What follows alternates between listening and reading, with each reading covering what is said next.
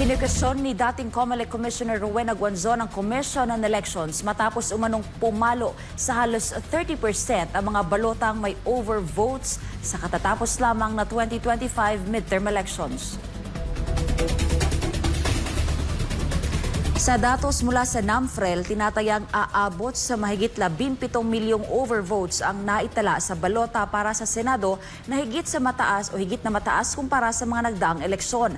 Ayon sa tala mula taong 2010 hanggang 2022, nasa pagitan lamang ng 1.5 hanggang 2.5% ng mga balota ang may mga overvotes. Ngunit ngayong 2025, lumobo ito sa 29.89% o halos 30%. Sa kanyang social media post, pinagpapaliwanag ni Guanzon ang COMELEC at binigyang diin na ang ganitong bilang ay absurd o hindi kapanipaniwala at maaring magdulot ng hinala o duda ng malawakang dayaan o pagkakait ng karapatan sa mga botante. Sa harap ng lumalalim na agam-agam, nananawagan si Guanzon sa COMELEC na magpaliwanag sa publiko upang hindi mabahira ng duda ang integridad ng resulta ng nagdaang halalan.